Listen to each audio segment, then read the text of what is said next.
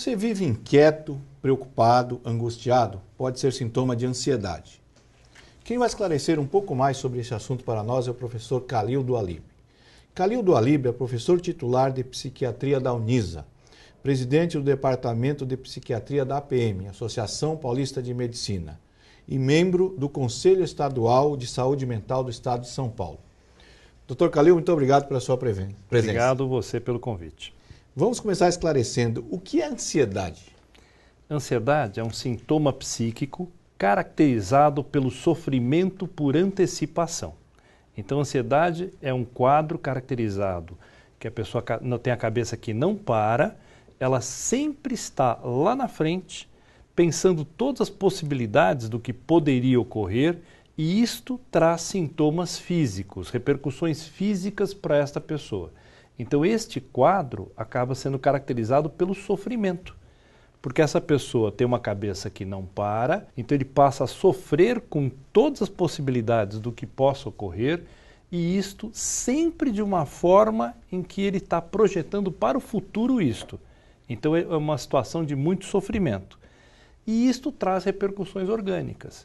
Então, do ponto de vista psicológico, é uma pessoa caracterizada por estar sempre tensa, apreensiva, é uma pessoa que está sempre pensando ou tentando imaginar e controlar todas as situações, e as repercussões orgânicas disso, porque isso gera tensão muscular, então é uma pessoa que acaba tendo sempre essas dores tensionais, principalmente aqui no pescoço, na região do músculo trapézio.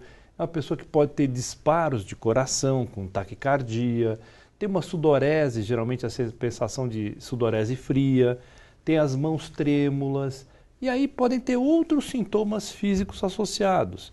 Então, por exemplo, a pessoa que tem um descontrole intestinal, então ela pode ter mais evacuações ou prender evacuações por um tempo maior, ela pode ter alterações de micção, então urinar com mais frequência, e aí uma série de outras situações que vão se amplificando.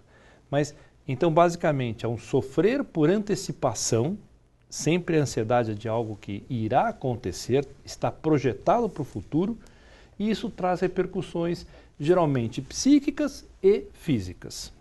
Diante desse quadro todo, a ansiedade ela é uma doença? Ela pode vir a se tornar uma doença de acordo com algumas características. Então, ficarmos ansiosos por uma situação, por exemplo, que eu tenho uma situação delicada familiar, uma situação de um rompimento afetivo, uma situação tensional de uma chefia, uma prova que eu tenho que realizar esses dias. Então, estar tenso com um motivo é uma situação que fala de um tipo de ansiedade. Mas há ansiedades em que eu não encontro nenhum fator desencadeante para isto. Então, isso é uma situação delicada e eu poderia pensar, então, que essa pessoa desenvolveu um quadro de uma doença mental. Quando ela funciona daquele jeito o tempo todo, ele não consegue relaxar. A pessoa te conta que está sempre tensionada, que ela não consegue desligar ou relaxar em nenhum momento da vida. Aí sim, isso se torna algo que precisaria ser diagnosticado, esclarecido e tratado. Tem várias formas de tratamento.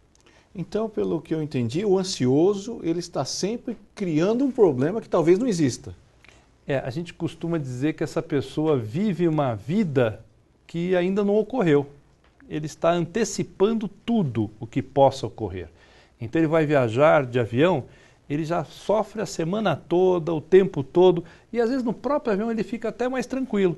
Ou ele ele terá uma conversa com alguém em particular, e ele vive aquela conversa 20 vezes na cabeça dele, ele sofre com aquilo, ele imagina o que o outro irá falar, ele já antecipa toda a história, e no final, na hora que aquela situação acontece, ela geralmente é muito mais branda do que passou na cabeça da nossa pessoa.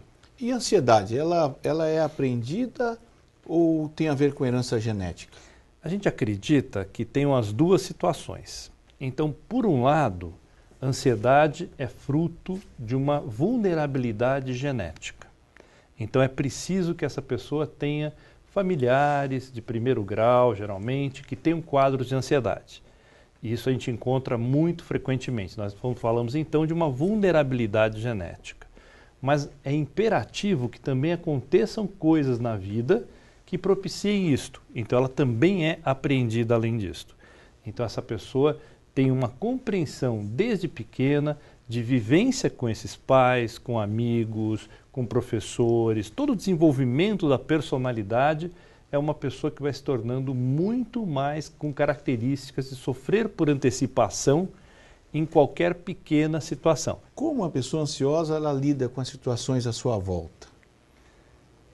Essa pessoa está sempre ansiosa no sentido de apreensão e de tentar ver o que estaria para acontecer e antecipar-se a isto. Então, dentro desse foco, se eu pensar numa criança adolescente, ela tem receios às vezes de se expor. Então, a gente vai sair com um grupo, ela fica pensando o que poderia acontecer.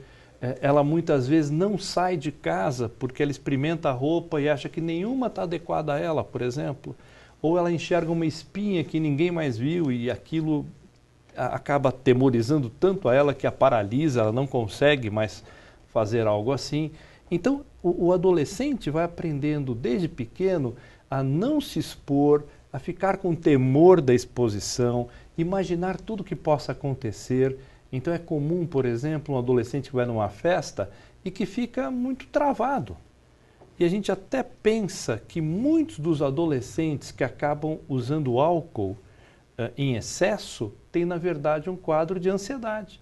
Porque ele vai usar o álcool e muitas vezes ele relaxa com o álcool, ele se sente melhor, ele fica mais tranquilo, mais confiante e acaba então abusando de álcool em todas as situações sociais ou que ele tem que se expor. O ansioso tem muito receio dessa exposição. Então essa situação ela é temerosa para quem tem ansiedade. O Conexão Saúde está discutindo ansiedade. O entrevistado de hoje é o professor Khalil do Alib. Nós vamos para um rápido intervalo e voltamos já já.